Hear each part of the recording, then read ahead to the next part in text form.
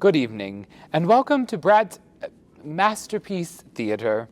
Tonight, I thought we'd take a turn from the world of theater and look at something equally as exciting, but totally different: the world of education.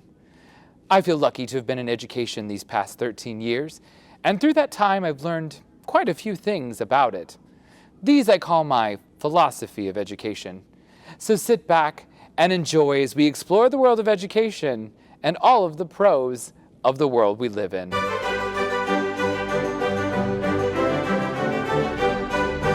Students from all backgrounds, experiences, and life situations can learn, and it just takes the right experience in a classroom for that to happen. A teacher's job is to make sure that each student, no matter where they come from or what they've done, has the opportunity to learn whatever the curriculum is for that class. And in theater, it's no exception. I have students who've been in plays their entire lives, and students who are joining the theater for the first time to learn basic skills of communication and acting. And how exciting is that? Teachers do teaching when they teach every student. Each student comes at their own level, and teachers work to bring them to a further position in the educational world they experience. Is every student going to get to the same place by the end of the year? No, that's doubtful, but we can see growth in each and every student, and that's really the most exciting part of it all, isn't it?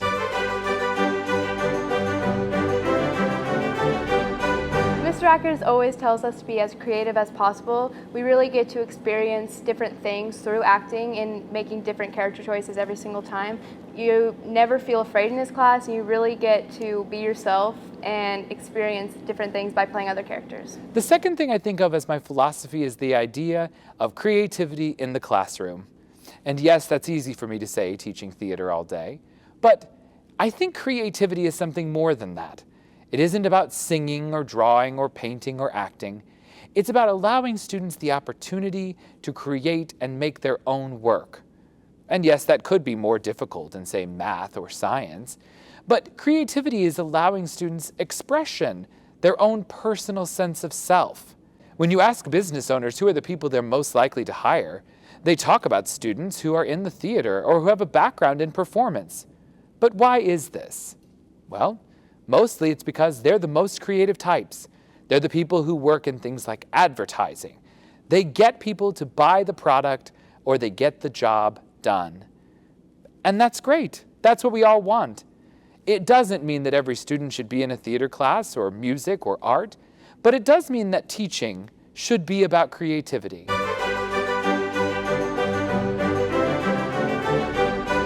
If there's one thing that Mr. Ackers has taught me through my whole high school career, it's to always take risk. When you have a character that you don't know how to develop, you should always take risk. When you take risks, no matter if you fail or if you don't fail, as long as you try, it's okay. Students today seem very nervous every time you tell them, here's a new concept, why don't you try it? But why is that? Students have not been encouraged throughout their educational career to take risks. And why not? Well, many times when we take a risk, the outcome of that might be failure, and we could see educationally why that might not be something students want to experience. But I believe as an educator, the most important thing is for a student to take a risk. Pick something new, try something that might be hard, attempt something in a different way that they haven't been taught. When they take a risk, they learn so much more about themselves, and so do we as teachers. When we take risks to try something new, we take a risk to teach something in a different way, we are really showing students that it's imperative for them in their life to take risks, no matter what the outcome. But what happens if students do fail?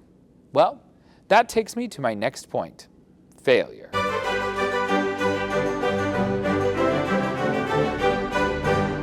So in the classroom, Mr. Ackers always tells us that if the character would do a certain movement, to go do it, and that there's never one wrong way to do something, and just free to be ourselves, and if it feels right, go ahead and do it. Just because we can't do something at this moment doesn't mean that we're a failure in the traditional sense of that word. It means that we're still taking this opportunity to learn. FAIL, as an acronym, means the first attempt in learning. not the final attempt in learning, the first. We can learn so much more from the things that we are trying if we just will allow ourselves to fail. And I know that's not necessarily a popular idea. Nobody wants to see a grade of F on a student report card. But a grade doesn't necessarily mean that a student has achieved or not achieved.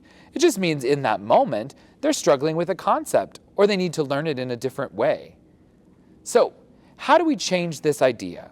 Well, I think it first starts with teachers. Teachers need to take their attempts, the things that they're teaching in class, the new lessons that they're reaching out to students with, and they need to allow students to take the opportunity to try, take a risk, and fail. And that failure doesn't have to reflect in a final grade. That failure can be something that leads us into teaching after that section, reteaching an idea, or it could also mean that a student needs to take more time to explore the idea themselves. It isn't an end. And I think good teachers understand that idea, that failure doesn't mean a student isn't successful. It means that a student needs more time to succeed.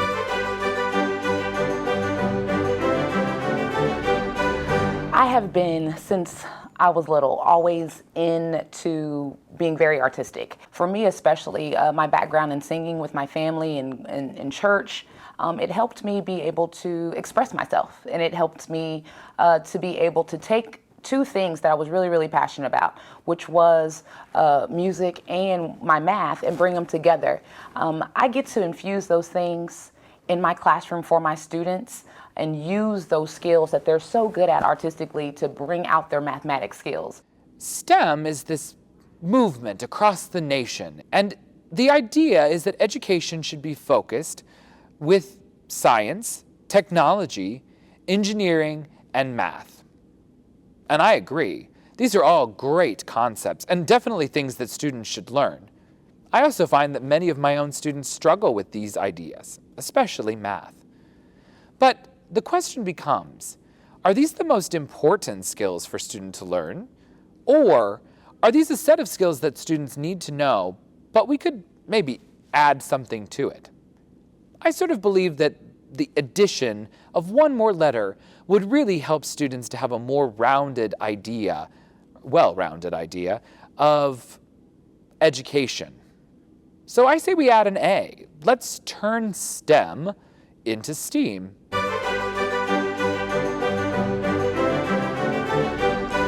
As this episode of Masterpiece Theater comes to a close, I want to leave you with some motivational words.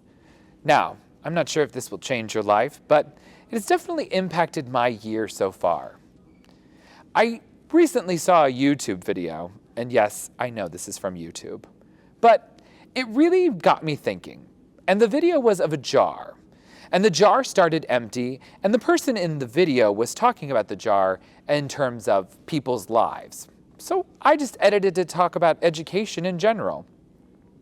Education is a jar, and we fill it up with lots of things. The first things that we fill it up with are big things. And for me, those kinds of things are things like rigorous curriculum, relevant curriculum that connects to students, and relationships. The interactions between students and teachers that make students want to come to school. Those three things are the things that make every school year a great year.